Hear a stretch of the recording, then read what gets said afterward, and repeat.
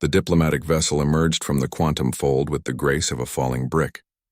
Ambassador Velkoth steadied himself against the command console, his three eyes blinking in sequence as the disorientation of faster-than-light travel faded. Around him, his crew of 12 moved with practiced efficiency, checking systems and scanning the primitive solar system that lay before them. Target system confirmed, his navigator announced, her voice carrying the musical quality of the siren species. Sol system. Third planet designated as homeworld. Initial scans show. Ambassador, these readings cannot be correct. Velkoth moved to her station, his elongated form bending in ways that would have troubled a human spine. He studied the data with growing confusion. Run diagnostics. This suggests the entire system is blanketed in quantum signatures. Impossible for a species that only achieved faster-than-light capability 3 generations ago. Diagnostics complete. Sensors functioning normally, sir. The ambassador felt a familiar tightness in his chest. In his 200 years of service to the Galactic Triumvirate, he had welcomed 47 species into the fold. The process was always the same. Young civilizations stumbled into FTL technology, broadcast their presence across the stars, and within months, a diplomatic envoy arrived to explain the rules. The Triumvirate had stood for 12,000 years, encompassing 847 species, all ordered in a strict hierarchy based on technological achievement. It was a system that worked. It was a system that made sense. Establish standard first contact protocols, Velkoth ordered. Broadcast on all common frequencies. Let them know we come in peace and wish to open diplomatic relations. The response came in seconds. Not minutes, not hours, seconds. Ambassador, we're receiving a reply. Audio and visual. Translation matrices. Sir, they're speaking our language. Perfect triumvirate standard. Impossible. Feed it through. The view screen flickered to life, revealing a human face. The creature was young by the standards of most species, perhaps 30 of their short years. She had dark skin, darker hair pulled back in a simple style, and eyes that sparkled with what Velkoth had learned to recognize across 100 species as amusement. Greetings, Ambassador Velkoth of the Galactic Triumvirate. I'm Director Sarah Chen of Earth's First Contact Division. We've been expecting you. Would you prefer to conduct preliminary discussions here? Or would you like to dock at our diplomatic station? Velkoth's training took over even as his mind reeled. They knew his name. They knew he was coming. And they spoke his language as though born to it. Director Chen, your preparedness is impressive. However, our protocols require that we provide the neutral meeting ground. I will transmit coordinates for our diplomatic deck. The human smile widened. With respect, Ambassador, your vessel isn't equipped for a comfortable meeting by either of our standards. We've prepared a neutral diplomatic craft, small, comfortable, and I promise it meets every safety standard in your codex. We uploaded the complete Triumvirate First Contact guidelines from your public database. Quite thorough, by the way. You accessed our database? Well, yes. It's public, isn't it? We assumed the information was meant to be shared. If we've committed some breach of protocol, please accept our apologies. We're still learning your customs. Velkoth exchanged glances with his first officer, a grizzled Krell warrior who had seen combat in the Outer Rim Wars. The Krell's expression was unreadable, but his hand had moved closer to his sidearm. Very well.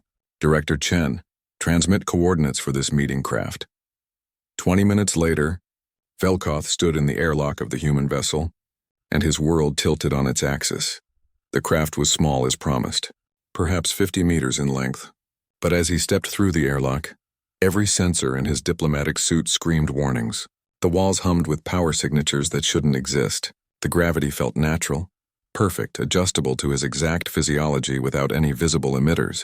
The air was precisely calibrated to his species' needs, down to the trace elements that most species forgot about. Director Chen waited in what appeared to be a comfortable meeting room. She sat at a table that seemed to be made of wood, though Velkoth's sensors insisted it was something far more complex. On the table sat a pitcher of water and 2 glasses. She poured one and slid it across to him. Please sit. I hope the accommodations are acceptable. We tried to match your preferences based on the physiological data in your public profiles. Velkoth sat, his diplomatic training warring with his growing unease. Director Chen, I must ask, how did you construct this vessel? Our sensors detect quantum fluctuations that suggest technology far beyond That is, your species only achieved FTL travel 73 years ago. Did we? Sarah's expression showed polite confusion. Oh, you mean the first time we folded space for interstellar travel? Yes, that was in 2174, though we'd been working with quantum mechanics for quite a while before that. Is there something wrong with the ship? I can have maintenance check it. Maintenance? Velkoth felt his translator struggling with the context. Director, this vessel appears to violate at least 6 known laws of physics. The power generation alone should require a singularity core, which by triumvirate law is restricted to Type 7 civilizations and above. Sarah's laugh was genuine and warm. Ambassador, I think there's been a misunderstanding. This is just a diplomatic shuttle, basic civilian craft. We use these for short-range meetings. Nothing special, though I suppose our approach to physics might be different than yours. We found that many of what others call laws are more like suggestions. Flexible, once you understand the underlying principles. Before Velkoth could respond, the door opened and a small human entered. A child, the ambassador's sensors informed him. Approximately 10 years old by human standards, the young girl carried what appeared to be a school bag and approached Director Chen with the confidence of someone who belonged there. Mom, sorry to interrupt. I finished my homework, but the educational AI says I need to check my quantum entanglement calculations with a real person. Can you look at them? Sarah smiled apologetically at Velkoth. I'm sorry, Ambassador. This is my daughter, Maya. Maya, we're in a meeting. Can it wait? But Mom, it's due tomorrow, and I want to make sure I explained the dimensional folding correctly. Mrs. Rodriguez says if we don't understand the basics, we'll struggle with advanced applications next year. Dimensional folding, Velkoth heard himself ask. Forgive me, but this is for a child's education? Maya turned to him with the frank curiosity of youth. It's 5th grade physics, sir. We're learning how to manipulate space-time on small scales. Next semester, we start on practical applications. I want to build a pocket storage device for my toys. She paused, studying him. You're not human. Are you from the Triumvirate? Mom said you'd be coming. Do your schools teach dimensional theory differently? Velkoth stared at the child. In his 2 centuries of life, he had seen many wonders. He had witnessed the birth of stars, stood on the surface of neutron worlds, negotiated peace between species that communicated through chemical secretions and species that existed as pure energy matrices. None of it had prepared him for this moment. He struggled to find words. The Triumvirate's most advanced research institutes have been studying dimensional theory for 3,000 years. It is considered one of the most complex fields in known science. We have theoretical models, nothing practical. Maya's expression showed genuine surprise. Really? But it's not that hard once you understand that dimensions are just different directions to move. Like how you can go forward and backward, left and right, up and down. Dimensional folding is just adding more directions. Here, I can show you. She pulled a small device from her bag. It looked like a toy, colorful and simple. She pressed a button, and a holographic display appeared in the air. Velkoth watched as the child manipulated the display, showing equations and models that he recognized from classified triumvirate research. Except the child was simplifying them, breaking them down into components that she explained with the ease of someone discussing basic arithmetic. See? If you align the quantum fields here and here, you create a stable fold. It's temporary at this scale because I don't have access to a proper power source yet. That's why it's homework and not a real project. But the math works out. The ambassador's suit sensors were screaming now. The holographic display wasn't just a visual representation. It was an active quantum field, manipulating space on a microscopic level. The child was casually demonstrating what the Triumvirate's best scientists insisted was impossible. Sarah Chen placed a gentle hand on her daughter's shoulder. Honey, that's very good work, but I think you're overwhelming our guest. Why don't you work on your literature assignment instead? You can show me the physics later. Okay, Mom, nice to meet you, Ambassador. I hope you like Earth. Maya waved cheerfully and left the room. Silence stretched for several seconds. Velkoth felt something shift in his understanding of the universe. He had come to Earth expecting to guide a primitive species through their first steps into galactic society. He had brought documentation explaining the Triumvirate's hierarchy, the rules, the expectations. He had prepared speeches about technological responsibility and the dangers of advancing too quickly. All of it suddenly seemed absurd. Director Chen, he said slowly, I believe I need to request clarification. What I have just witnessed. Is this normal for human children? Maya's a bright kid, but she's not exceptional. Most children her age are working through similar concepts. Why do you ask? Because what she just demonstrated would qualify your species as type 8 on the triumvirate scale. Possibly higher. And you're suggesting this is elementary education? Sarah's expression grew serious. Ambassador Velkoth, I think we need to have a more detailed conversation. I was trying not to overwhelm you, but I'm getting the sense that there's been a significant miscommunication about humanity's technological level. That would be accurate. Then let me be direct. When your people detected our first spacefold experiment 73 years ago, what did you conclude? That you had achieved basic faster-than-light travel, a standard milestone. It's how most species announce their presence to the galaxy. Sarah nodded slowly. I see, and you assumed that was our cutting-edge technology? It is the natural assumption, yes. Ambassador, that experiment was conducted by a high school science club in Tokyo. They were testing whether they could fold space using a homemade quantum resonator built from commercial parts. The answer was yes, and it caused quite a stir because they didn't have proper permits for extrasolar experiments. Velkoth felt a sensation his species rarely experienced. It took him a moment to identify it as vertigo, despite being in perfect gravity. A school project? We almost didn't report it to the wider galaxy because we thought it might seem like showing off. But our xenosociology team suggested that other civilizations might interpret the quantum signature as a first contact signal, so we prepared accordingly. We've been watching for your arrival ever since. The ambassador stood, his movements careful and deliberate. Director Chen, I must request permission to contact my superiors immediately. The information I need to convey cannot wait for the standard diplomatic protocols. Of course. Would you like privacy? Or are you comfortable using the communication suite here? Here is acceptable. Sarah gestured to a panel on the wall. That's a quantum entanglement communicator. Instantaneous transmission to any point in the galaxy. Just input your destination coordinates. Velkoth approached the panel, his hands shaking slightly. Quantum entanglement communication was theoretical. The triumvirate's best minds had concluded it was impossible to maintain stable entanglement over interstellar distances. Yet here it was, built into the wall of what the humans called a basic diplomatic shuttle. He input the coordinates for the High Council chamber, half expecting the system to fail. Instead, the connection established instantly. The face of Counselor Thress appeared, her crystalline features reflecting the light in patterns that indicated surprise. Ambassador Velkoth, this channel is reserved for emergencies. Has something gone wrong with the first contact? Counselor, I am on Earth, I am unharmed. But I must report that we have made a critical error in our assessment of humanity. Explain. Velkoth glanced at Sarah, who nodded encouragingly. Counselor, they do not have faster-than-light drives. They fold space. Their children study dimensional manipulation in elementary school. They have quantum entanglement communication as a standard feature in civilian craft, and they have been aware of our existence and prepared for our arrival for 73 years. The counselor's patterns shifted to indicate deep concern. Ambassador, are you suggesting that humanity has been concealing their technological level? No, Counselor. I am suggesting that they didn't think to mention it because they assumed their technology was unremarkable. They thought we knew. The spacefold experiment we detected was conducted by adolescents without supervision.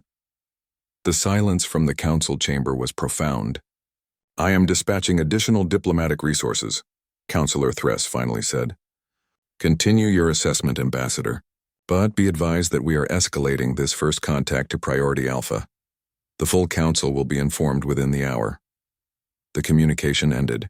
Velkoth turned back to Sarah, who was pouring herself a glass of water with the calm of someone who had just discussed the weather, rather than upended 12,000 years of galactic order. I apologize if I've caused difficulties, she said. We genuinely thought you understood our capabilities. If we'd known there was confusion, we would have been clearer from the start. Director Chen, may I ask you a direct question? Of course. Why did you never reach out to us? If you've had the capability to contact the triumvirate for decades, why wait for us to come to you? Sarah considered the question carefully. It seemed polite, she finally said. We detected your presence, understood you had some sort of organized galactic community, and figured you had protocols for first contact. We didn't want to be rude by barging in uninvited, so we waited, prepared, and made sure we'd be good guests when you arrived. Velkoth felt a laugh building in his chest. It was inappropriate, unprofessional, and completely irrepressible. It burst out of him in a sound that his translator rendered as a mix of astonishment and genuine amusement. You waited. To be polite? Well, yes. Isn't that the civilized thing to do? The ambassador looked at this human, sitting calmly in her impossible ship, having just casually demonstrated technology that would revolutionize galactic civilization, and realized that everything he thought he knew about the universe had just become beautifully, terrifyingly obsolete. Director Chen, he said, I believe this is going to be a very long and very interesting conversation. Sarah smiled. I certainly hope so, Ambassador. I certainly hope so. The High Council chamber of the Galactic Triumvirate was a marvel of engineering, built into the heart of a hollow moon orbiting the capital world of Primaxis. 12,000 years of accumulated wisdom lined its walls in the form of data crystals, each containing the complete history of a member species. 847 crystals gleamed in the soft light, arranged by technological tier, a physical representation of galactic order. Today, that order felt fragile. Counselor Thress stood at the center of the circular chamber, her crystalline body reflecting the anxious faces of the assembled representatives. Before her, on a holographic display that took up half the chamber, Ambassador Velkoth's report played for the third time. I move that we hear from the humans directly, said Counselor Dravik. His forearms crossed in a gesture that meant skepticism among his people. This report strains credibility. Children manipulating dimensions? Instantaneous communication? These claims sound like either a hoax or a massive misunderstanding. I have known Ambassador Velkoth for 90 years, Thress replied, her voice chiming like crystal bells. He is thorough, precise, and notably conservative in his assessments. If anything, he tends to understate rather than exaggerate.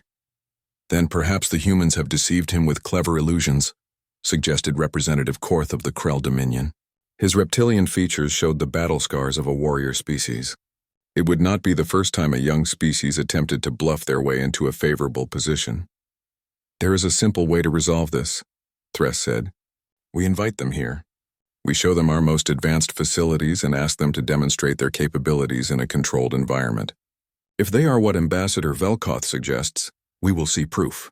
If they are frauds, they will be exposed.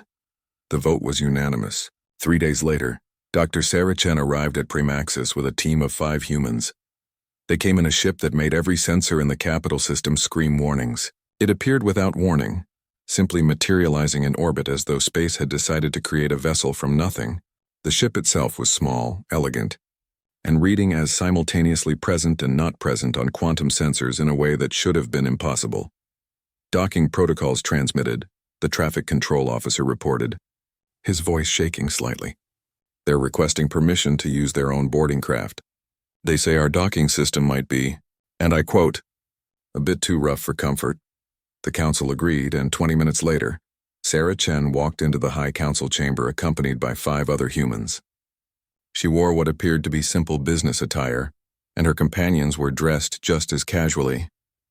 One of them, a young man who introduced himself as Dr. James Morrison, was eating what he called a granola bar as he entered the most important political chamber in the known galaxy. Counselors, Sarah said, bowing in a gesture of respect that her briefing had taught her was appropriate. Thank you for inviting us. We're honored to be here and excited to learn more about your remarkable civilization. Thress studied the humans carefully. They appeared completely at ease, showing none of the nervousness that typically accompanied species making their first appearance before the council. Either they were exceptionally confident, or they genuinely did not understand the significance of this moment. Dr. Chen, welcome to Primaxis. I am Counselor Thress, first speaker of the High Council. We have reviewed Ambassador Velkoth's report with great interest. However, we must confess to some skepticism about the claims made regarding your technology. That's completely understandable, Sarah replied. Ambassador Velkoth was very diplomatic in his report, but I could tell we shocked him. We honestly didn't mean to. We assumed the galactic community had more advanced technology than us, and we'd be the ones learning. A murmur rippled through the assembled representatives. Several species translators struggled with the concept being expressed. You assumed we were more advanced? Dravik asked. Despite your capabilities? Sarah's expression showed genuine confusion. Well, yes. You've had 12,000 years to develop as an organized civilization. We've been working on our own for a few centuries. It seemed logical that you'd be far ahead of us. That's why we were so careful to be polite and not overstep. Dr. Morrison swallowed his granola bar and added, "We were honestly worried we might show up with something accidentally offensive, like bringing cheap wine to a dinner party at a connoisseur's house, you know?" The translator struggled with cheap wine and dinner party, but the sentiment was clear enough. Perhaps a demonstration would be more productive than philosophical discussion, Korth suggested. His tone was challenging, almost aggressive.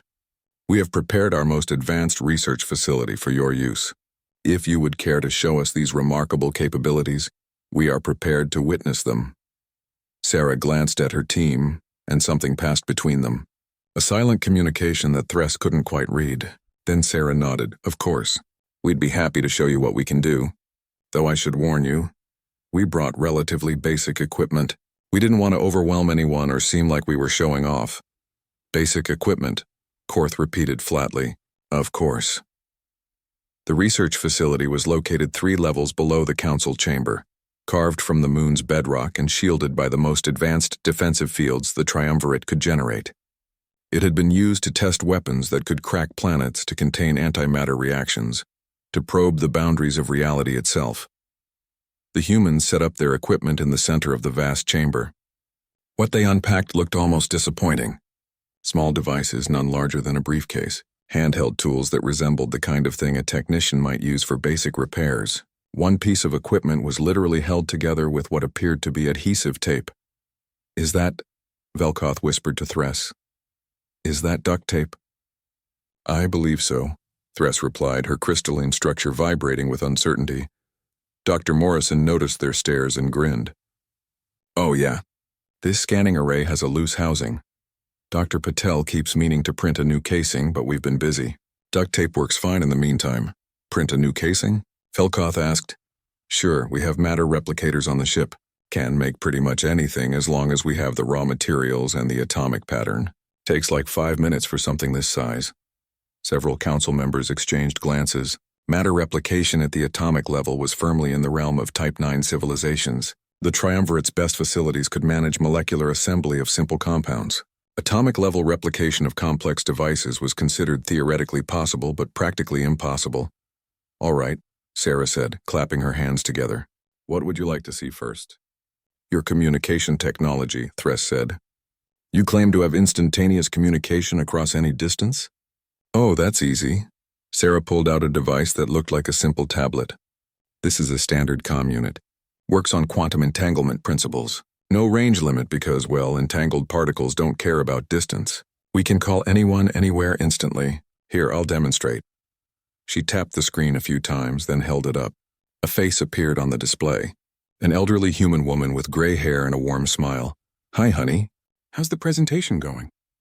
"Great, Mom. Say hi to the Galactic Council." The elderly woman waved cheerfully. "Hello, everyone. Sarah's told me so much about you. Good luck with the meeting, dear. Don't forget to eat lunch. I won't, Mom. Love you. Talk later." The call ended. Sarah looked up at the stunned council members. "That was my mother. She's on Earth, about 17,000 light-years from here. Standard comm unit. Every human has one. Kids get their first one around age 12, usually." 17,000 light-years, Dravik said slowly. "Instantaneous. No relay stations. No signal delay." "Right, is that unusual?" Before anyone could answer, Dr. Morrison activated another device. A holographic display appeared, showing what appeared to be complex mathematical formulas. "This is our basic approach to quantum entanglement communication," he explained. "You establish paired particles, maintain the entanglement through dimensional anchoring, and use quantum state changes to transmit information. The tricky part was figuring out how to prevent decoherence over long periods, but once we solved that, it was pretty straightforward." He spoke as if he were explaining how to tie shoelaces. The formulas he displayed casually solved problems that the Triumvirate's top physicists had been working on for millennia. "Next?" Sarah asked. "Your propulsion system," Korth demanded. "Ambassador Velkoth claims you do not use faster-than-light drives but instead fold space itself." "That's correct. Dr. Patel said, stepping forward. She was a small woman with brilliant eyes and hands that moved expressively as she talked. FTL drive seemed inefficient to us. Why travel faster than light when you can just bring your destination closer? We manipulate space-time directly, creating a fold that connects 2 points. Step through the fold and you're there. No travel time to speak of. Demonstrate this, Korth ordered. Dr. Patel nodded and activated another device. A small sphere of light appeared in the air, growing until it was large enough for a person to walk through. Through the sphere, instead of seeing the research facility, they saw somewhere else. A garden, clearly on a different world, where strange plants grew under an orange sun. That's a research station about 50 light years from here, Dr. Patel explained. I'm holding the fold open right now. We could step through if you'd like, though I'd need to adjust the atmospheric compensation on the other side first. She closed the fold with a gesture, and the sphere vanished. The silence in the chamber was absolute. That, Velkoth finally said, that would classify as Type 10 technology. At minimum, we have no species in the triumvirate capable of stable space-time manipulation on that scale. Really? Dr. Patel looked genuinely surprised. But the math is fairly simple once you understand that space-time is flexible. We started experimenting with this about 80 years ago. It took a while to get it safe for living beings, but the basic principle was established pretty quickly. 80 years, Thress repeated. You developed space-folding technology in 80 years. Well, we had theoretical groundwork from earlier centuries, Sarah clarified. Einstein gave us the basics in the early 20th century. We just needed the technology to catch up to the theory. Show us more, Dravik said. His skepticism had transformed into something else. Desperation, perhaps, a need to understand what his entire worldview had been, based on a fundamental misunderstanding of what was possible. For the next 3 hours, the humans demonstrated their basic civilian technology. They showed matter replicators that worked at the atomic level, assembling complex devices from base elements. They demonstrated AI systems that were not only conscious but capable of creative thought and abstract reasoning. They explained how they had solved the energy crisis 200 years ago by tapping directly into zero-point energy fields, giving them access to effectively unlimited power. Each demonstration was delivered with casual competence, as though they were showing off household appliances rather than reality-breaking technologies. But it was Dr. Morrison's final demonstration that truly broke the Council's understanding of reality. One more thing, he said, pulling out what looked like a child's toy. A small cube that glowed with soft blue light. This is kind of a party trick, but it's fun. We call it a probability adjuster. A what? Thress asked. Probability adjuster. It manipulates quantum probability fields on a local scale. Essentially, it makes unlikely things more likely to happen, or likely things less likely. Limited range, limited effect, but useful. Here, watch. He tossed a coin in the air. Normally, a coin flip is 50-50, right? Heads or tails. He activated the device and flipped the coin 10 times. It came up heads every single time. Now I adjust the field the other way. He flipped the coin 10 more times, tails every time. This is impossible, Korth said flatly. You cannot manipulate probability. The quantum foam is random by definition. Not random, Dr. Morrison corrected gently. Probabilistic. There's a difference. The quantum foam contains all possible outcomes simultaneously. We're just encouraging certain outcomes over others. Like I said, it's a party trick. The real applications are in things like reducing the probability of accidents or increasing the likelihood of favorable chemical reactions. Very useful in manufacturing and safety systems. He held up the cube. My daughter made this one for her middle school science fair.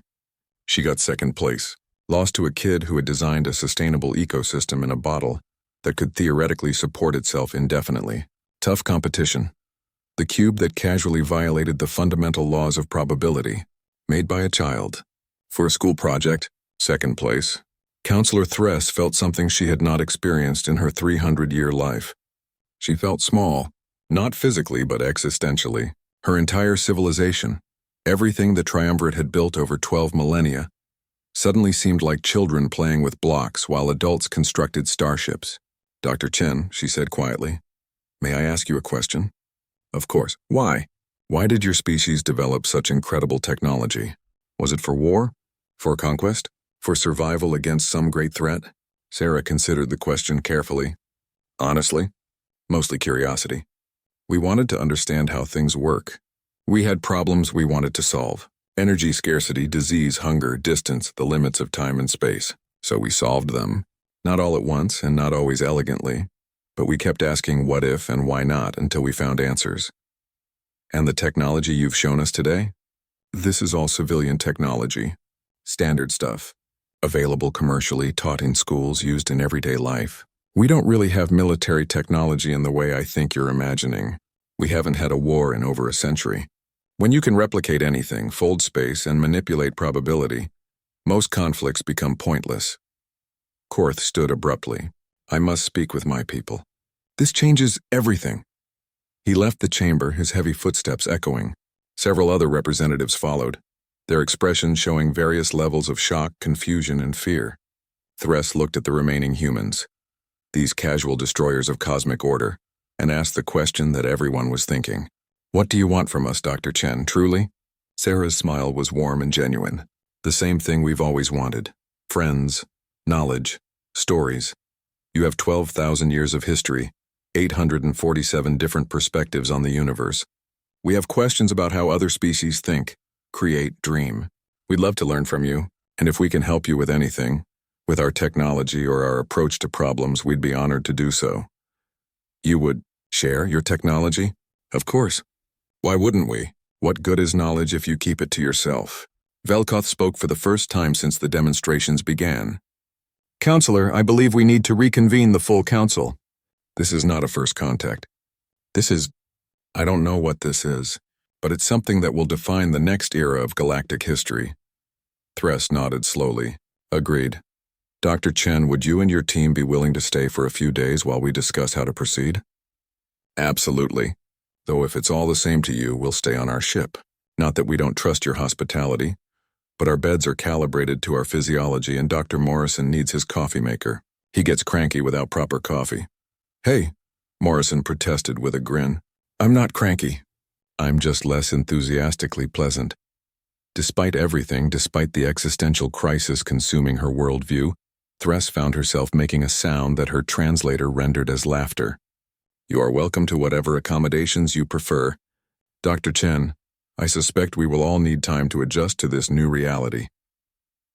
As the humans packed up their devices, their impossible, casual, revolutionary devices, Thress watched them with a mixture of wonder and trepidation. Somewhere in the darkest corner of her mind, a thought emerged unbidden. If this is their civilian technology, what else can they do? She wasn't sure she wanted to know the answer, but she suspected she was about to find out. The Krell Dominion had not built its reputation on patience or subtlety. For 3,000 years, they had been the military arm of the Triumvirate, the species other civilizations called when diplomacy failed. Their warships were legendary, their warriors feared, and their strategic thinking had prevented countless conflicts through the simple threat of overwhelming force. Captain Jareth stood on the bridge of the Dominion flagship Unbreakable Fang, staring at tactical displays that showed the Sol system from a distance of 50 light-years. Around him, his crew of 200 elite warriors worked with practiced efficiency, preparing for an operation the command had classified as Priority Omega. Status report, Jareth ordered, his voice carrying the low rumble that his species used to convey authority. All ships in position. Captain, his tactical officer replied. 37 warships, including 4 planet killers. We have complete tactical superiority. Their system shows minimal defensive installations. We detect no military vessels of significant scale, and the human ship at Primaxis, still in orbit. Our intelligence confirms that their entire diplomatic team is aboard. Approximately 6 individuals. If we strike now, we eliminate their leadership while their homeworld is vulnerable. Jareth's claws tapped against his command chair. The orders from Dominion High Command had been clear. The humans represented an unacceptable threat to galactic stability. Their technology, if allowed to proliferate, would destroy the carefully maintained balance of power. The Triumvirate Council was too cautious, too bound by diplomatic niceties to act. But the Krell understood survival. Strike first, strike hard, strike before the enemy realizes they're in a war. Are we certain about the intelligence? Jareth asked. The demonstrations at Primaxis. Could they have been elaborate deceptions? His intelligence officer, a scarred veteran named Krellix, shook his head. Our sensors confirmed everything, Captain. The energy signatures were real. The quantum manipulations were real. If anything, I believe the humans understated their capabilities. Which is precisely why we must act, Jareth said. We have seen species before who developed powerful technologies without the wisdom to use them properly. The humans have advanced too far, too fast. They lack the cultural development necessary for such power. Better to cripple them now before they become unstoppable. And if we're wrong, Captain? Krellix asked quietly. If they have defenses we cannot detect? Then we learn the truth through action rather than speculation. Prepare to engage. Target their orbital installations first. Show them we are serious. If they surrender, we negotiate from a position of strength. If they resist, we escalate as necessary. The crew moved with the precision of warriors who had conducted such operations dozens of times. Krell doctrine was simple. Overwhelming force applied with absolute confidence. The humans might have impressive technology, but they had no military experience, no warrior culture, no understanding of what war truly meant. The Krell did. All ships report ready, Captain. Then we proceed. May our claws strike true. The Krell fleet emerged from faster-than-light travel in perfect formation, appearing at the edge of the Sol system like an avalanche of steel and fury. Each warship measured over 2 kilometers in length, bristling with weapons that could level continents. At the center of the formation, the 4 planet killers hummed with barely contained power, each one capable of cracking a world's crust with a single sustained bombardment. Scanning, the sensor officer reported. I'm detecting the human homeworld. 3rd planet from the star, significant population centers, extensive orbital infrastructure, satellites, stations, civilian traffic, no military vessels detected within combat range. And the defenses? Minimal. Some kind of energy field around the major orbital stations, but the signature suggests civilian safety shields. Nothing that could stop our weapons. Jareth allowed himself a moment of satisfaction. The humans had become complacent, assuming their technological superiority made them invulnerable. They were about to learn a harsh lesson about the realities of galactic power. Communications transmit on all frequencies. Let them know we are here. The message was brief and direct. Surrender immediately. Dismantle all advanced technology. Submit to triumvirate oversight and restriction. Failure to comply would result in the systematic destruction of their civilization. The response came within seconds, not from a military command center or government facility, but from what the translator identified as a traffic control station. Hello? This is Sol Traffic Control Station 7. You folks are creating a bit of a navigation hazard out there. We've got a lot of civilian traffic in the system, and your formation is blocking several major transit lanes. Could you please move your vessels to the designated visitor holding area? Coordinates are being transmitted now. Thanks so much. The voice was young, female, and carried the tone of someone mildly inconvenienced rather than terrified. Jareth felt his battle rage building. They mock us.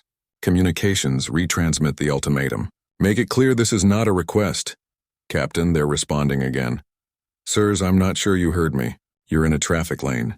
This is a safety issue. If you don't move, we'll have to redirect incoming vessels, and that'll cause delays for everyone. Please cooperate. I can connect you with our diplomatic office if there's been some kind of misunderstanding. They still don't understand, Krellix muttered. They think this is a bureaucratic matter. Then we teach them, Jareth said coldly. Target the nearest orbital station. Not to destroy, just to disable. A warning shot. Fire when ready. The Unbreakable Fang's main cannon, a weapon that could punch through battle-grade shields like paper, charged and fired.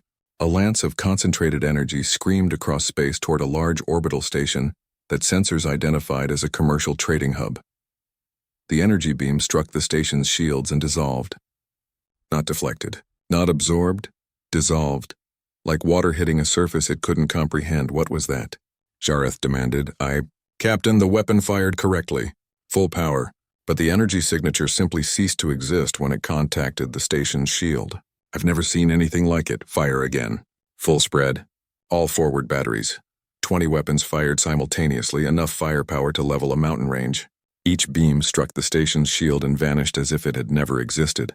The traffic controller's voice came over the comms again, now carrying a note of concern. Okay, now you're just being dangerous. Those energy discharges could damage sensitive equipment. I'm flagging this as a safety violation. Please cease firing immediately or I'll have to call security. Security, Jareth repeated. They're threatening us with security? Captain, I'm detecting a new contact. Small craft approaching it. Those acceleration numbers can't be right. It's moving at 0.95 light speed in system. That's impossible. Sir, it's here. The ship that appeared next to the Krell flagship was tiny by comparison. Perhaps 30 meters long, roughly oval-shaped with no visible weapons ports or engine housings. It was painted a cheerful yellow and had words stenciled on the side that the translator struggled with before rendering as Sol System Mining Operations, Crew 3. A communication channel opened. A young male voice, human, spoke with the casual tone of someone addressing a minor problem. Hey there, folks. This is the mining vessel Penny Pincher. We picked up some weird energy readings out here and thought we'd check it out. You guys okay? Your ships are giving off some concerning power signatures. Are your reactors stable? Jareth stared at the small vessel. Mining ship. You are a mining ship. Yep. Third-year geology students from Mars University. Summer job, you know. Mining asteroids for rare Earth elements. Fun stuff. Anyway, you guys seem to have dropped something. Dropped what? This big spinny thing. Found it floating near Sector 7. Figured you'd want it back. Hang on. A tractor beam, impossibly powerful for such a small vessel, activated. It pulled something from the cargo bay. Something that Jareth recognized with dawning horror. It was one of the Krell's planet-killer torpedoes, a weapon that had cost 200 years and the wealth of 3 star systems to develop. A device so powerful that it was deployed only as a last resort against existential threats. The mining ship had picked it up like a piece of space debris. Is this yours? The student asked. It was just floating out there. Not activated or anything, but still. That's a safety hazard. You really should keep better track of your equipment. That... Jareth struggled to form words. That is a military weapon. A planet-killer class device. How did you... Planet killer? Seriously? Wow, that's kind of intense. Why would anyone build something like that? The student paused. Anyway, we're sending it back to you now. Maybe store it more carefully? And hey, you guys should really move your ships. Traffic control is getting kind of annoyed, and trust me, you don't want them to escalate this to their supervisors. The torpedo drifted back toward the Krell fleet, still perfectly intact. Delivered by a tractor beam that shouldn't exist from a ship crewed by college students working a summer job. Krellix leaned toward his captain. Sir, permission to speak freely? Granted. I believe we have made a catastrophic error in judgment. Before Jareth could respond, another communication channel opened. This one was different, official, and the voice carried unmistakable authority. Krell vessels, this is Commander Patricia Okonkwo of Earth Defense Coordination. I apologize for the confusion. It appears there's been a significant misunderstanding. Am I correct in assuming you intended to attack our orbital installations? Jareth felt his warrior pride warring with something he rarely experienced. Uncertainty. We came to neutralize a threat to galactic stability. By firing on civilian stations? Yes, there was a long pause. When Commander Okonkwo spoke again, her voice carried a mix of confusion and something that might have been pity. Okay, I need to make sure I understand this. You brought a military fleet, positioned them in our system, and opened fire on civilian targets. And you did this because you thought we were dangerous? Your technology represents an unacceptable risk. So your solution was to attack us? To try to kill our people? We sought to demonstrate superior force, to compel compliance. Another pause. Longer this time. Captain, I'm going to be very direct with you. The weapons you fired at our station couldn't have harmed anyone even if you'd fired for a year straight. The shields on that station are rated for solar flares and micrometeor impacts. Your energy weapons registered as less dangerous than either of those. The planet-killer device your mining students recovered? Our automated safety systems flagged it as an unexploded ordnance hazard, and were about to dispose of it when the students decided to investigate. It would have been vaporized within the hour. Jareth felt something cold spreading through his chest. You're saying we pose no threat to you? I'm saying we thought you were trying to communicate through some kind of cultural ritual we didn't understand. Many species have aggressive greeting behaviors. We were trying to be polite and not overreact to what we assumed was your standard first contact protocol. The silence that fell over the Krell bridge was profound. Around Jareth, his crew sat frozen, processing the implications.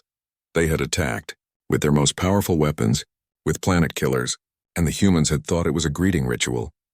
Commander Okonkwo, Jareth said carefully. What happens now? Well, that depends.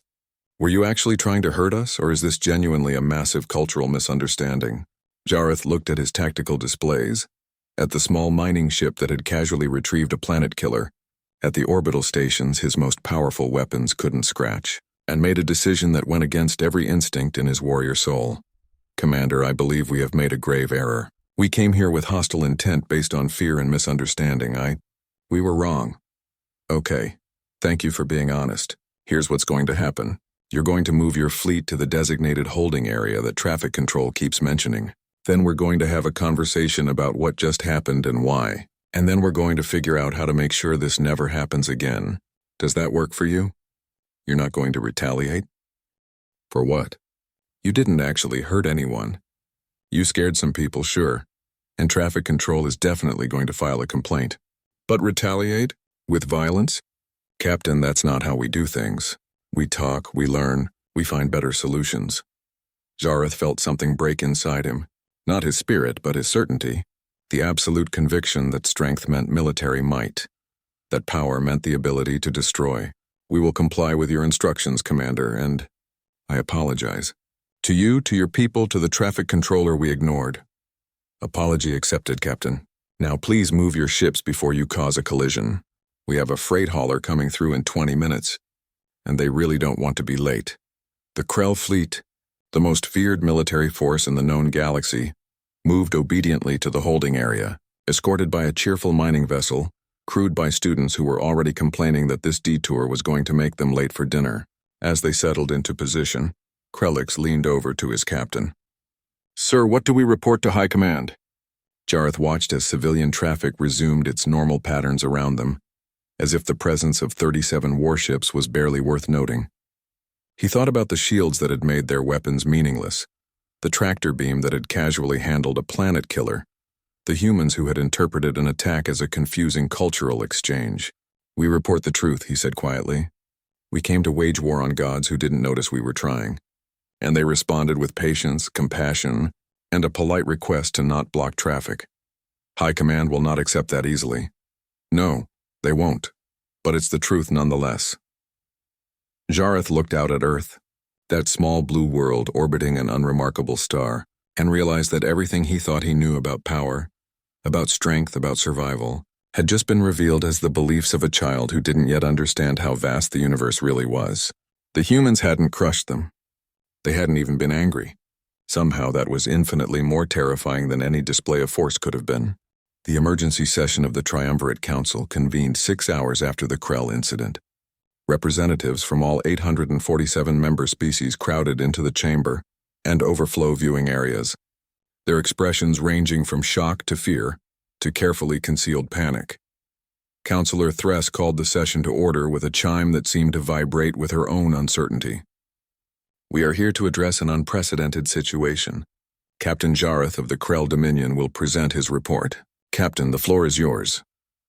Jareth stood before the assembled representatives, his battle armor replaced by simple diplomatic robes. He looked diminished somehow despite his impressive physical size. Honored Council, he began, his voice steady despite the shame burning in his chest.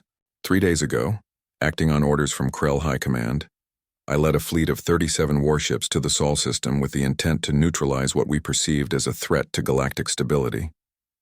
We demanded the humans surrender. When they did not appear to take our threat seriously, we opened fire on their orbital installations with our most powerful weapons. A murmur rippled through the chamber. Several representatives were already accessing data on their personal devices, pulling up tactical analyses. The results were sobering. Our weapons had no effect. None. The humans' civilian safety shields absorbed our most advanced military technology as if it were nothing. When we deployed a planet killer class weapon, a mining vessel crewed by university students on summer employment retrieved it and returned it to us, believing we had accidentally dropped it. The murmur became a wave of shocked conversation. Furthermore, Jareth continued, his voice dropping, the humans interpreted our attack not as an act of war, but as a possible cultural misunderstanding. They responded with patience, de-escalation, and a polite request that we move our ships to avoid blocking civilian traffic. They showed no fear, no anger, no desire for revenge. They simply didn't understand why we would want to hurt them. Ambassador Velkoth stood. Captain, can you confirm for the Council? Are you saying that humanity's civilian infrastructure is impervious to the Triumvirate's most advanced military technology? Yes, Ambassador. That is exactly what I'm saying.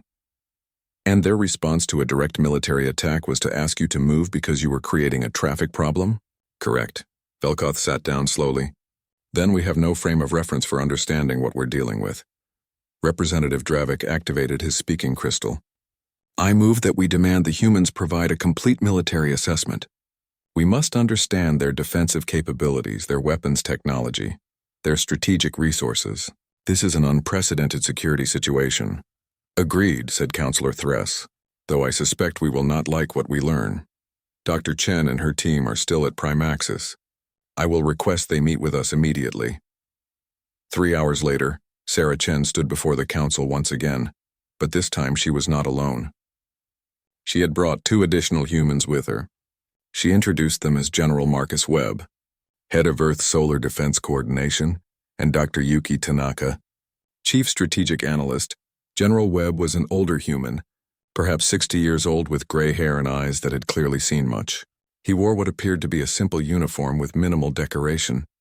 Dr. Tanaka was younger, maybe 30, and carried a tablet device that glowed with scrolling data. Councilors, Sarah began, I understand there's been an incident with the Krell Dominion. First, let me express our regret that misunderstandings led to such a tense situation. We're grateful that no one was harmed. Dr. Chen, Thress said carefully, the Council has requested this meeting to understand humanity's military capabilities. We have seen your civilian technology. We have witnessed your defensive systems in action. We now need to know, what does Earth's military look like? Sarah glanced at General Webb, who nodded.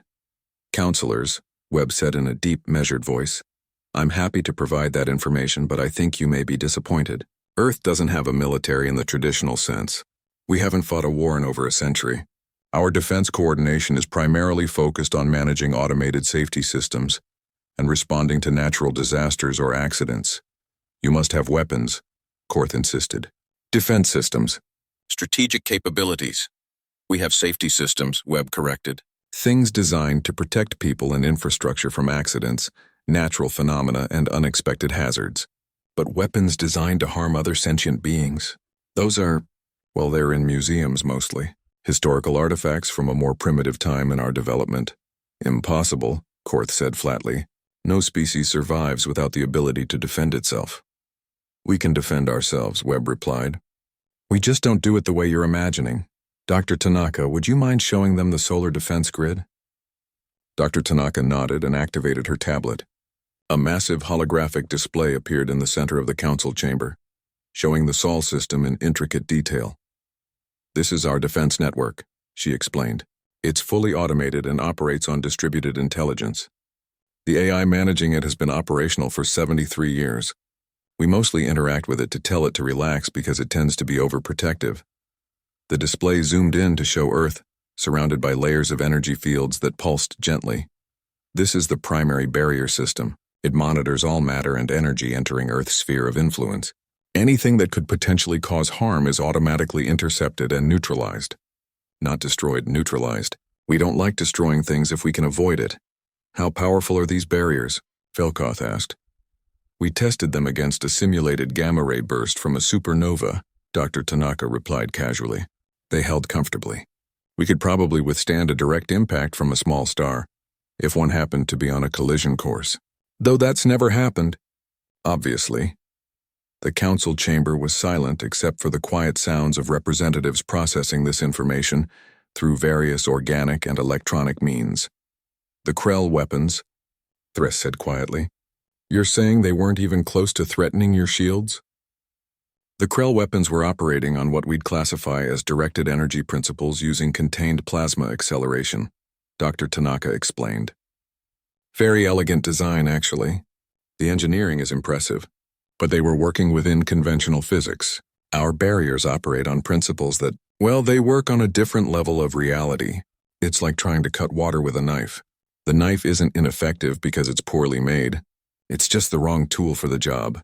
General Webb took over. Let me make something very clear to this council. When Captain Jareth opened fire on our station, our defensive AI didn't register it as an attack. It logged the incident as unusual energy discharge, no threat detected, possible equipment malfunction from unknown source. The only reason humans became involved was because the traffic controller called us to ask why there were ships blocking transit lanes. You didn't even notice you were being attacked, Korth said. It wasn't a question. Not as an attack, no, Webb confirmed. We noticed unusual behavior and responded accordingly. When we understood the intent, we were confused.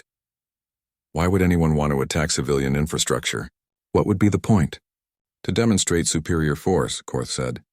To compel surrender through overwhelming power. But that doesn't make sense, Sarah interjected. If you want something from someone, why would you hurt them? That just makes them less likely to cooperate and more likely to be afraid or angry. We've found that the best way to get what you want is to talk, explain your needs, and find solutions that work for everyone. Several representatives were now accessing their data devices frantically, pulling up historical records, comparative analyses, anything that might help them understand this paradigm. Representative Silra of the Velkin Collective activated her speaking crystal. Her species communicated through color-shifting bioluminescence, and her translator rendered her words with a thoughtful tone. Dr. Chen, General Webb, you speak of traditional warfare as a primitive concept. But surely you must have conflict resolution protocols, methods for dealing with species or individuals who refuse cooperation. Of course, Sarah replied. We have extensive legal systems, mediation processes, conflict resolution frameworks. But those are all based on dialogue and understanding. We found that most conflicts arise from misunderstanding, scarcity, or fear. We eliminated scarcity through matter replication and unlimited energy. We address misunderstanding through better communication. And we try to address fear through education and transparency. And if someone simply refuses all of that, Silra pressed. If a party is fundamentally hostile and cannot be reasoned with? General Webb considered the question. In the past century, we've had 3 situations that could be classified as potentially violent. All 3 were resolved through a combination of protective isolation and persistent communication. In one case, it took 18 years of patient dialogue before the individual in question agreed to receive psychological help, but it worked. No one was harmed, and the person in question is now a productive member of society. 18 years, Korth repeated. You waited 18 years? We had time, Webb said with a shrug, and the person deserved the chance to heal. Why would we give up on them? Counselor Dravik stood abruptly. I apologize for my bluntness, but I must ask, do humans have weapons? Yes or no? Webb paused, then nodded slowly. Yes, in museums and historical archives. We have records and examples of every weapon humanity ever created, from simple clubs to nuclear weapons, to the more exotic devices we experimented with during our transitional period. We keep them as reminders of where we've been and why we chose a different path. Could you rebuild them if necessary? Probably, Dr. Tanaka said. Though I'm not sure why we would. Our current technology makes all of those weapons obsolete. If we wanted to harm someone, which we don't, we'd need to develop entirely new approaches because our old weapons literally can't affect modern materials and shields. Show us, Dravik demanded. Show us your military facilities, your strategic installations, your weapon development centers. I want to see them with my own eyes. Sarah and Webb exchanged glances. Sarah nodded. Very well, Webb said. We can arrange a tour, but I warn you, you're going to be disappointed. Our military headquarters is a small office building in Geneva. No weapons, no soldiers, no grand strategic installations. Just a coordination center that mostly handles scheduling for automated systems.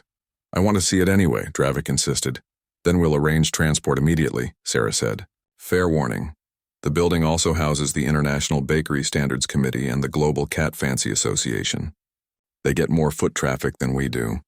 The delegation that arrived at Earth consisted of 50 representatives from across the triumvirate. They came in human-provided transport, not trusting their own vessels after learning that their ship's weapon systems were essentially toys by human standards.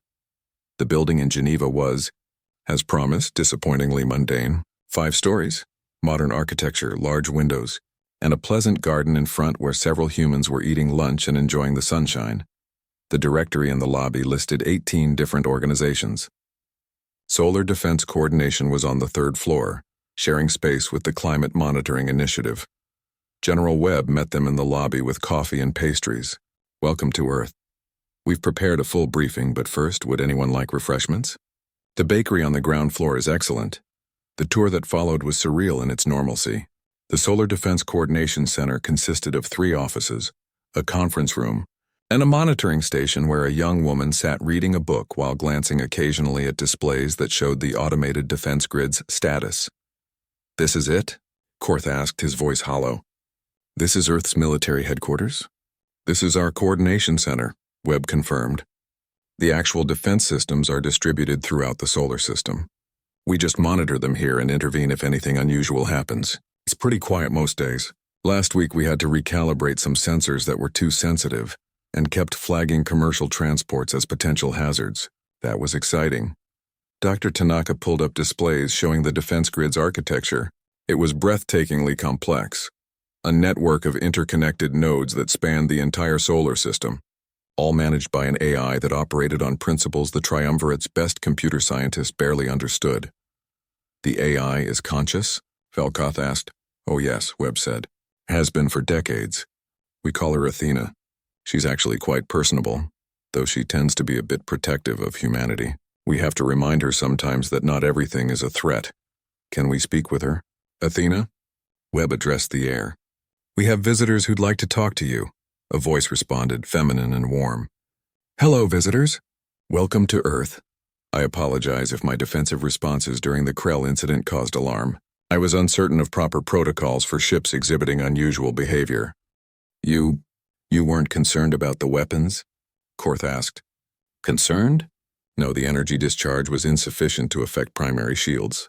I logged it as a curiosity but didn't wake General Webb, because it didn't meet threshold criteria for human intervention. In retrospect, I should have noticed the cultural implications earlier. I'm still learning about non-human behavior patterns. It's fascinating how diverse approaches to communication can be. The AI that defended an entire solar system was apologizing for not recognizing social cues quickly enough. Counselor Thress felt something inside her crack. Not break, but crack. All the certainty, all the structure, all the careful hierarchies that had defined galactic civilization for 12,000 years. It was all based on a fundamental assumption that had just been proven false. "General Webb," she said quietly, "may I ask you a personal question?" "Of course, Counselor. Why? Why did humanity develop all this incredible technology not for conquest, not for domination, not for survival against threats, but just because?" Webb smiled, and for the first time, Thress saw something in the human's eyes that she recognized. Not superiority, not arrogance, but simple joy. "Because we were curious," he said. "Because we wondered what was possible. Because we had problems we wanted to solve and questions we wanted to answer. We never developed this technology as weapons because we weren't trying to beat anyone. We were trying to understand the universe, and once we understood it, we wanted to share that understanding, to help others, to make existence better for everyone." "And you have no desire to rule the galaxy, to impose your will on lesser species?" "Lesser species?" Webb looked genuinely confused. "Counselor, you have 847 species with 12,000 years of shared history. You have art, music, philosophy, perspectives on existence that we can't even imagine yet. You have everything we don't. Knowledge, experience, wisdom. Why would we want to rule you? We want to learn from you." Thress felt tears forming in her crystalline structure, something that happened perhaps once in a lifetime for her species. "You're serious? You genuinely mean that?" "Of course. Counselor, may I tell you what humanity's dream is? Our real goal, the thing we're working toward?" "Please." "We want to see the universe, all of it. We want to meet every species, hear every story, understand every perspective. We want to solve problems, not create them. We want to help, not harm. We want friends, not subjects. We've spent centuries developing our technology not as weapons of war, but as tools of exploration and understanding. And now we've found you, this incredible community of civilizations, and we're so excited to be here, to learn, to share, to be part of something bigger than ourselves." The delegation stood in that small office, surrounded by displays showing defensive capabilities that could withstand stellar phenomena, managed by an AI that apologized for being slow to recognize social situations. coordinated by a general who spent most of his time making sure automated systems weren't too protective, and realized that everything they thought they knew about power had been wrong. Power wasn't the ability to destroy. Power was the choice not to. And humanity had made that choice so long ago, so fundamentally, that they couldn't even imagine making a different one. The galaxy would never be the same. The signal came from the darkest region of known space, a place the Triumvirate had marked as forbidden for 10,000 years. The Void Rift, they called it. A sector where stars went dim and ships disappeared, where even light seemed reluctant to travel. Counselor Thress was in her quarters on Primaxis when the emergency alert reached her. She activated her communication crystal and found herself facing the panicked features of the Deep Space Monitoring Station commander. Counselor, the rift. It's active. 3 words that carried the weight of civilizational nightmare. Are you certain? Thress asked, though she already knew the answer.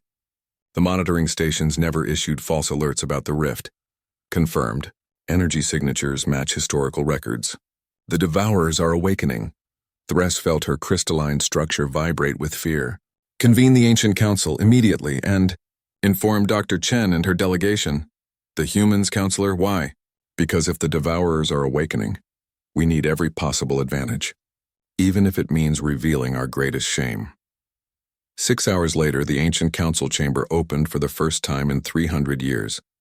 It was smaller than the main council chamber, carved from black stone and lined with memorial crystals that held the names of 6 extinct civilizations. Species that had achieved greatness and been erased as if they had never existed. Only the eldest representatives of the Triumvirate's founding species were present. Thress, despite her relative youth at 300 years, attended as first speaker. Beside her stood Grand Scholar Vexilon, a being who had lived for 800 years and remembered the last awakening. The humans arrived quietly. Sarah Chen, General Webb, Dr. Tanaka, and 3 others Thress didn't recognize. They looked around the chamber, their expressions showing confusion at the somber atmosphere. Thank you for coming, Thress began. What I'm about to tell you is the Triumvirate's most closely guarded secret. For 12,000 years, we have structured our entire civilization around hiding from a truth we could not overcome. She activated a holographic display that showed the galaxy. Approximately every 10,000 years, entities we call the Devourers emerge from the Void Rift. We don't know where they come from or what they truly are. What we know is that they feed on advanced technological signatures. Species that achieve high levels of development become visible to them, and once the Devourers notice a civilization, that civilization has perhaps a decade before it is consumed utterly. The display showed historical records, 6 separate extinction events, each one documenting the systematic destruction of advanced civilizations.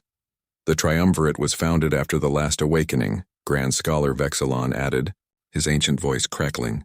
Those of us who survived did so by hiding, by keeping our technology below a certain threshold, by maintaining strict limits on advancement. Everything you've seen, our hierarchy, our restrictions, our careful control of technological progress, it was all designed to keep us invisible. To keep us alive.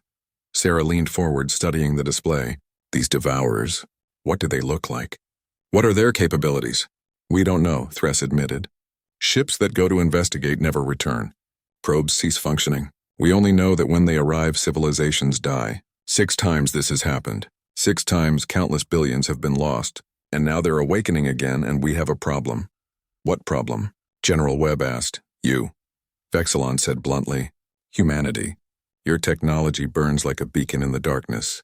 Your quantum signatures, your space folding, your matter manipulation, all of it screams across dimensional barriers that the Devourers can detect. You're visible, which means you've made us all visible by association. The silence that followed was heavy.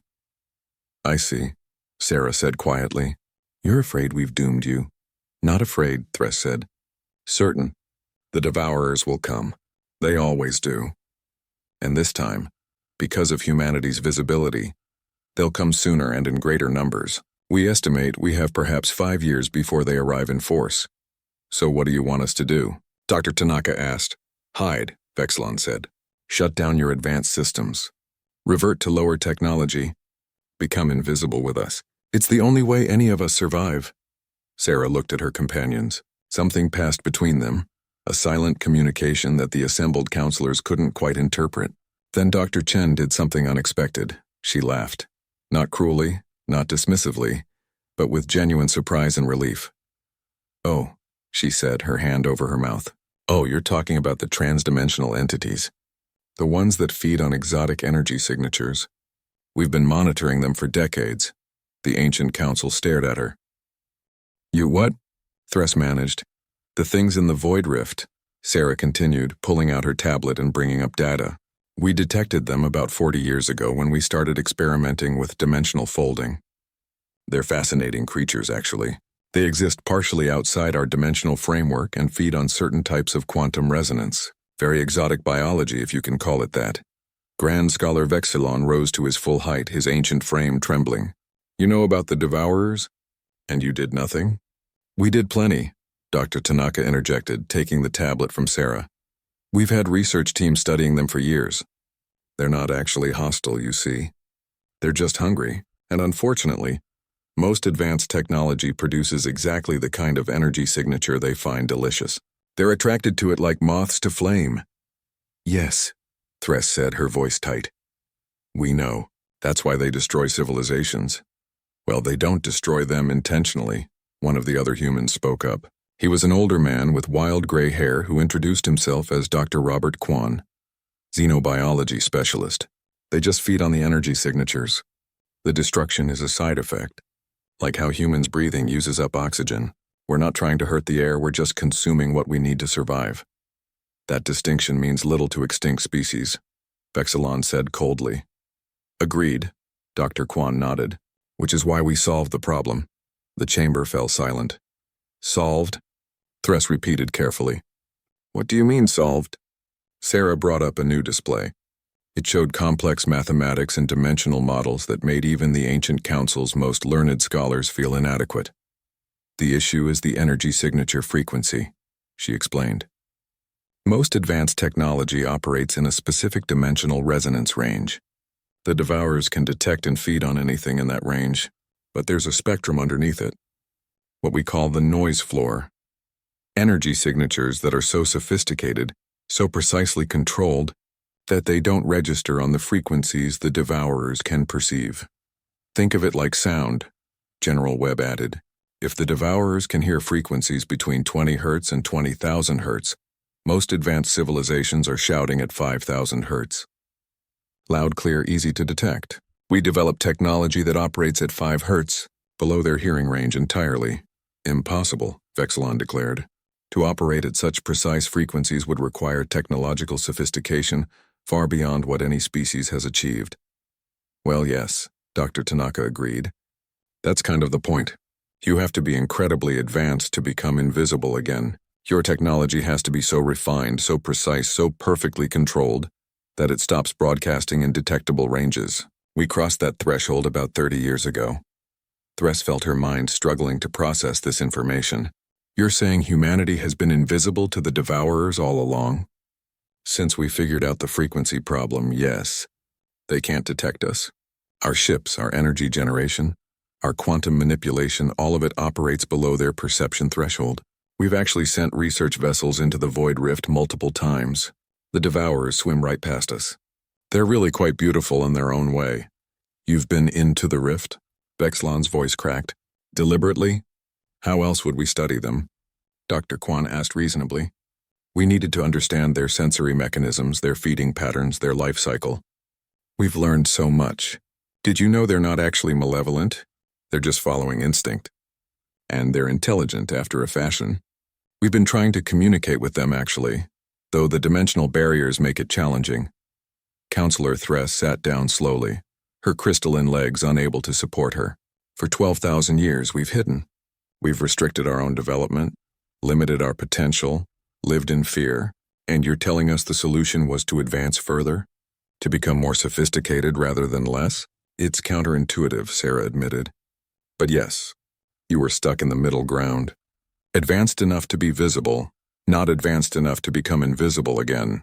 The worst possible position. Can you help us?" Thress asked quietly. "Can you teach us to hide as you do?" The humans exchanged glances again. "We can do better than that," Sarah said. We can make sure the Devourers never threaten you again, but we need to act quickly. Dr. Kwan, how long until they fully wake? Based on the energy readings from the rift, I'd say we have about 3 weeks before they start actively hunting. Maybe less. Then we need to move fast. Sarah turned to the Ancient Council. With your permission, we'd like to deploy a solution. It's going to require some significant dimensional engineering, and it'll be visible across several star systems, but it should solve your Devourer problem permanently. What kind of solution? Vexlon asked suspiciously. We're going to shift the Triumvirate's quantum signature, Dr. Tanaka explained. Essentially, we'll wrap your entire civilization in a dimensional field that dampens your energy signatures to below the Devourer's detection threshold. You'll still have all your technology, everything will still work, but to the Devourers you'll be invisible. You can do that. Across hundreds of star systems? It'll take about 2 weeks and require some serious coordination, General Webb said. But yes, we can do it. We've been working on large-scale dimensional field generation for other projects. This is just a different application. What other projects? Thress asked. Not sure she wanted to know. Mostly aesthetic ones, Sarah said with a slight smile. There's a beautiful nebula about 300 light-years from Earth that was collapsing. We wanted to preserve it, so we stabilized it with a dimensional support field. Similar principle, different scale. They had stabilized a nebula, for aesthetic reasons, because they thought it was pretty.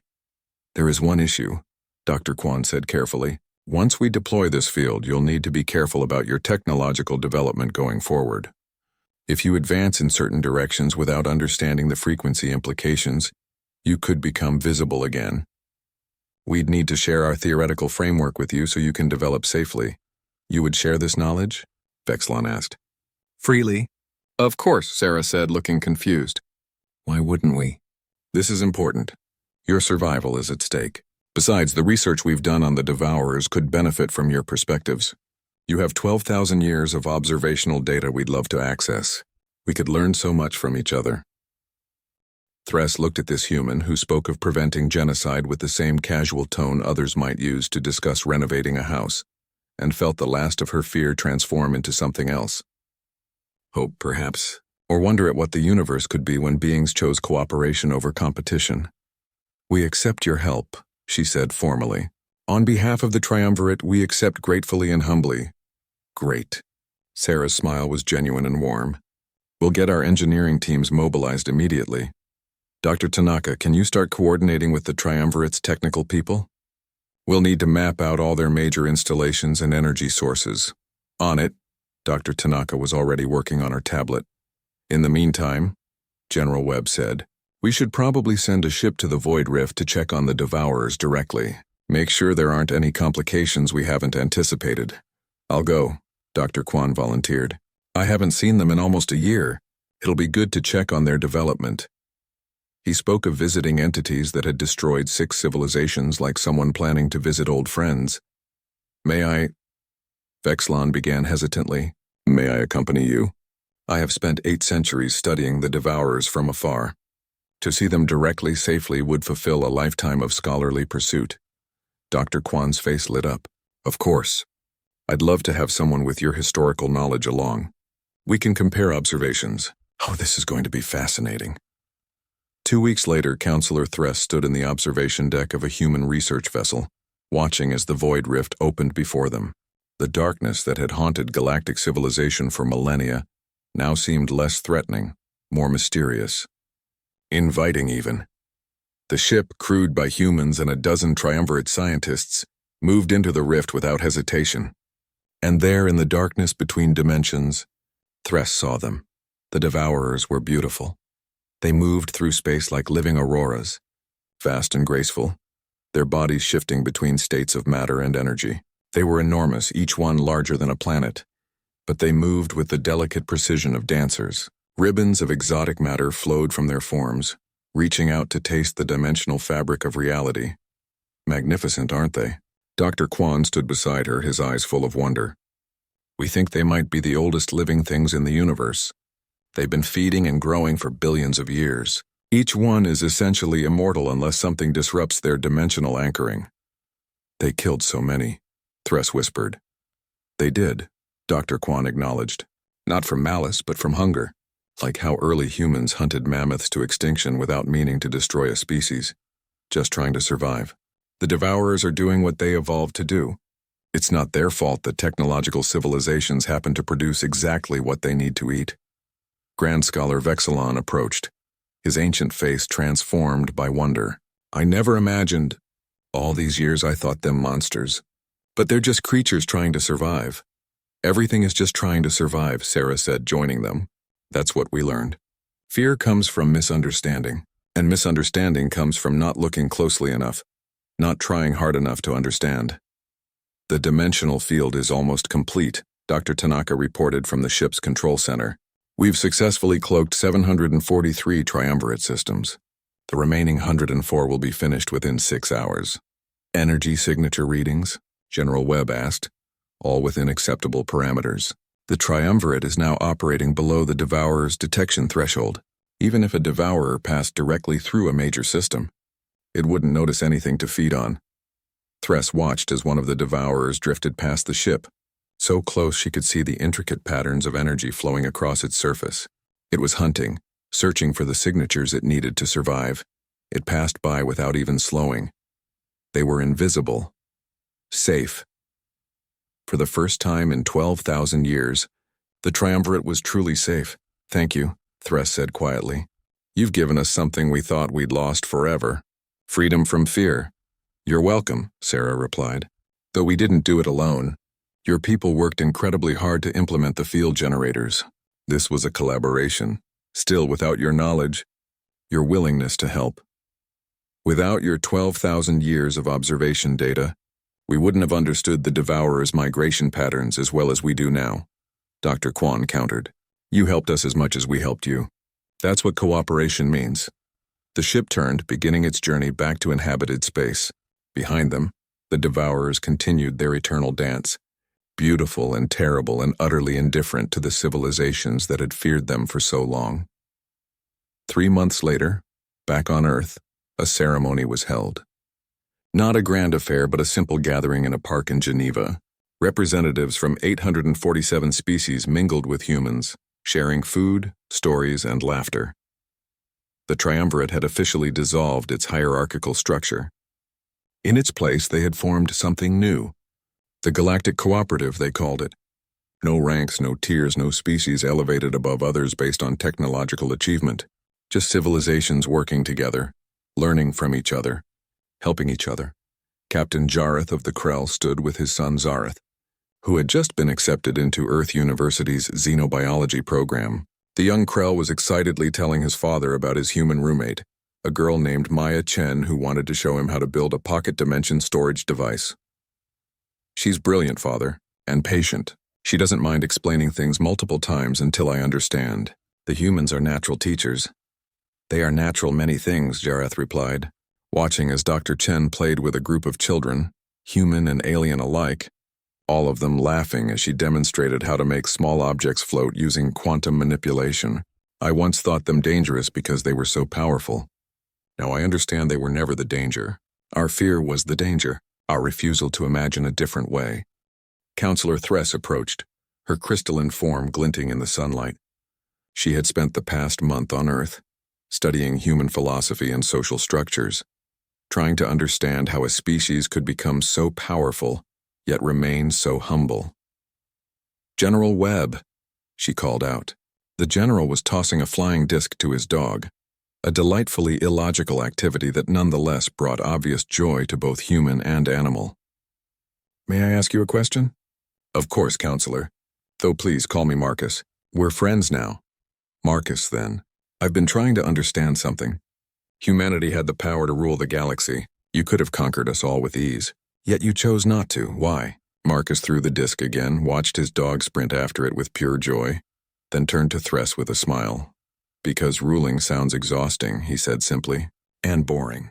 Why would we want to tell everyone what to do when we could instead learn from them, work with them, explore together? Power isn't about control, Counselor.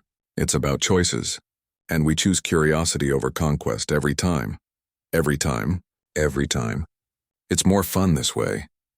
Thress looked around at the gathering, at species who had spent millennia fearing each other, competing with each other, now simply enjoying each other's company.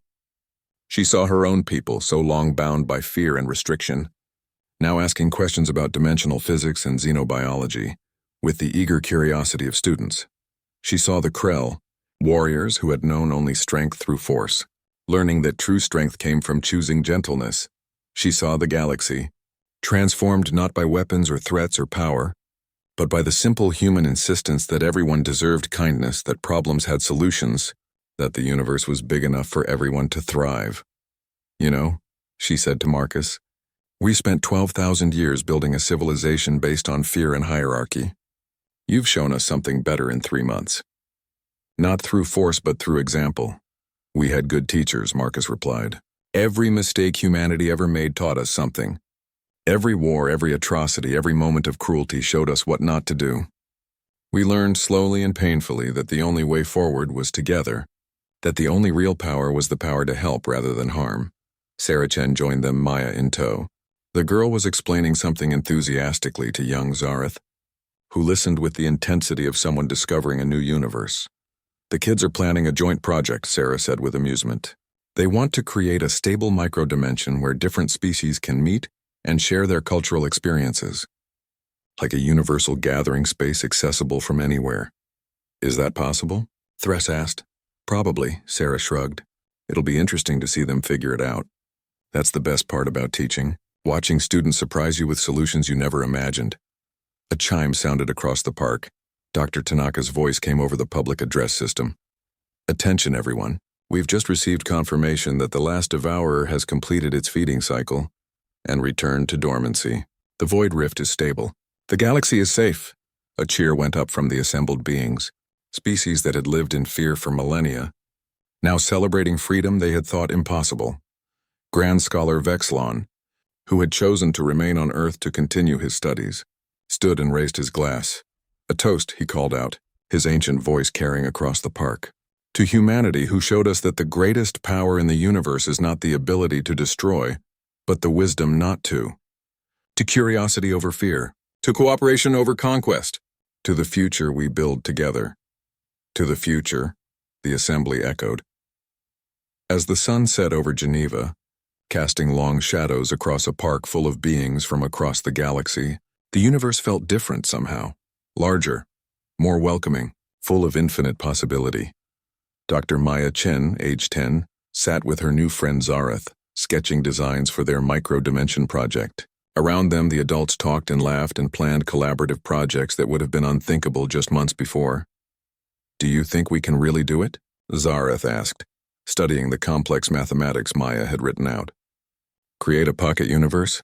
I don't see why not, Maya replied with the absolute confidence of a child who had never been told something was impossible. Ms. Rodriguez says that the only real limits are the ones we accept. Everything else is just problems waiting for solutions. Your teacher sounds wise. She's pretty cool. She says humans aren't special. We just ask why not a lot. Zareth looked at his new friend. At this human child who casually discussed creating dimensions like others might discuss building sandcastles, and felt something shift in his understanding of the universe. Maybe that's what makes you special, he said thoughtfully. That you don't think you're special.